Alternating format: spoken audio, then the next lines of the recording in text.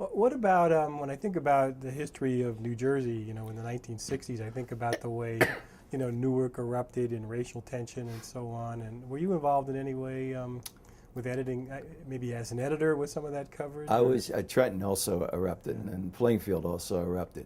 And I was at the Associated Press as the state editor when some of that started. And as such, I was what you call an inside guy. I was running the desk and taking dictation and putting stories together.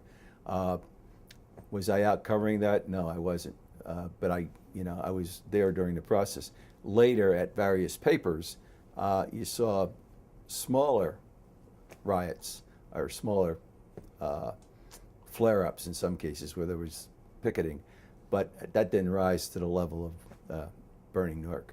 Yeah, because one thing I'm curious about is, a lot of journalism in the 50s and 60s, the coverage, a lot of people would see the coverage as having been kind of racist, that there's sort of a knee-jerk siding with the authorities and treating the people who are, taking to the streets and burning things as just a bunch of, hooligans or thugs or something like that, and not sort of recognizing like the real grievances of those populations, those kinds of things.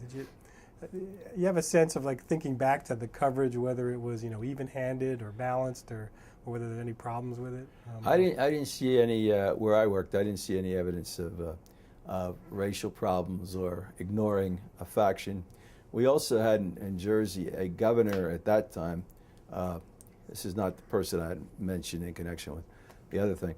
Dick Hughes, who was a highly moral guy, and he had his chief aide was a black fella who, was the eyes and ears of some of the things going on. And I think because Governor Hughes really wanted to make this thing work, that he was attentive to any of the situations that might develop.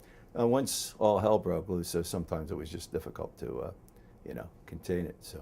Yeah, and in general, apart from all those riots and stuff, did you in the papers that you work for, and as an AP editor, you think about just coverage of minority communities in general. How do you think the coverage?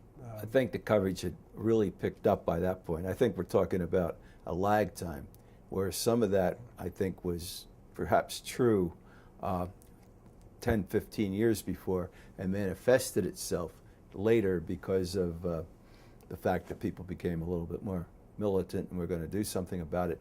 But a lot of that reflected what had happened maybe 10, 15 years old before that. And frankly, in Jersey, that state was pretty buttoned down in terms of racial fairness. And, people in office, different mixes, ethnically and color.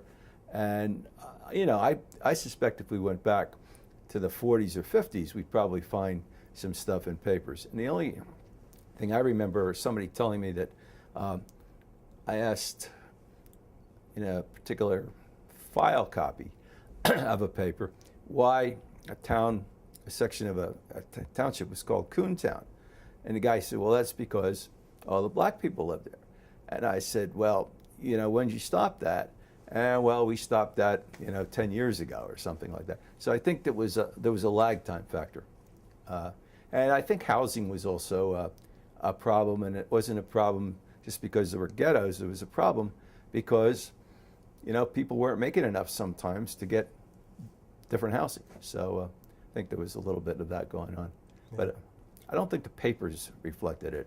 Well, what about sort of sins of omission kinds of problems? Because like one criticism of journalism in those days is that the newsroom itself wasn't very diverse, and so you have this sort right. of white reporting staff that just doesn't really notice the problems of inner city neighborhoods very much, and so here's like very real social problems that need to be reported.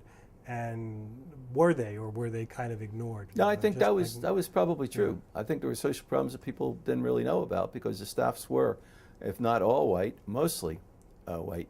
I know that Gannett was committed on USA Today, for example. That's 20 years later. We would have a percentage of minorities to reflect the percentage in the country, which was at that point roughly 18–20%. And I don't think people were doing that much before that, although the American Society of Newspaper Editors began to work toward that goal. But if you see the data, a lot of papers, some in the South, but not all, did not reflect their communities. So I think that was a problem. But I think it varied widely from town to town and state to state.